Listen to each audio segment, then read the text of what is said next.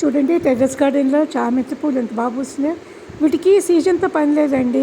ఏ కాలమైనా సరే మనం liquid fertilisers ఇస్తే చక్కగా, అంటే బయో ఫెర్టిలైజర్స్ అట్లాంటివి ఇస్తే కనుక చాలా బాగా పూలు వస్తూనే ఉంటాయి. కాకపోతే ఏంటంటే వచ్చిన కొమ్మలన్నీ మనం తెంపేస్తూ ఉండాలి. కింద నుంచి పక్క నుంచి చక్కగా మొక్కలు వేసుకొస్తుంటాయి. ఆ కొత్తగా వచ్చినవన్నీ ఇంత మంచి మంచి పూలు ఇస్తాయండి. చాలా పెద్ద పెద్ద పూలు పూసాయి, నిజంగాను చాలా బాగున్నాయి. ఇంకా దేవుడికి తెంపి పెట్టలేదండి, ఇంకా కొంచెం పెద్దవవుతాయని చూస్తున్నాను. చూడండి ఎంత బాగుందో అని పువ్వు.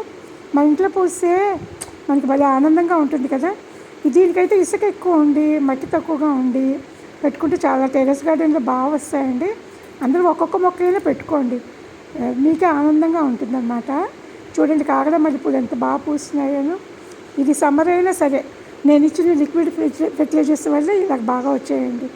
మీరు కూడా పెట్టుకోండి, నేను పెడుతున్నాను ఒక్కొక్కటి. ఇవాళ ఏంటంటే మంచి రెసిపీ అండి. రేపు ఏకాదశి అని ఇవాళ ఏంటంటే పిండి చేస్తున్నాను. రాత్రి పిండి చేస్తే మంచిది కదా అని ఏకాదశి ఉపవాసం ఉంటాను. మినపప్పు, ఆవాలు, జీలకర్ర, కొంచెం ఇంగువనండి వేసి 2 ఎండుమిరపకాయలు వేసాను.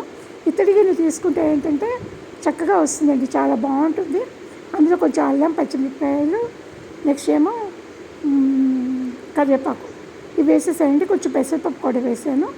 ఇవన్నీ వేసేసి బాగా వేగిపోయిన తర్వాత 1 గ్లాసుడు బియ్యపు రవ్వ తీసుకున్నాం అనుకోండి, 2 నీళ్ళు పోస్తే కనుక అది చక్కగా మరీ పొడి పొడిలాడుతూ కాకుండా ముద్దగా చక్కగా బాగా వస్తుందండి. 2 పోసుకోండి. మరి 2 పోసుకుంటే ఏమవుతుందంటే విడివిడిలాడిపోతూ ఉంటుంది, తినడానికి అంత బాగుండదు. ఇదైతే పొత్తిలాగా చక్కగా వస్తుంది అన్నమాట. అందులో ఇత్తడి గిన్నెలో వండుతున్నాం కదా, చాలా బాగా వస్తుంది, మంచిగా ఉడుకుతుందండి. సిమ్లో పెట్టేసేస్తే అన్నీ వేసి మూత పెట్టి ఒక 10 నిమిషాలు ఆగితే అడుగుని చక్కగా పెచ్చు కట్టిన పెచ్చు కూడా చాలా బాగుంటుంది.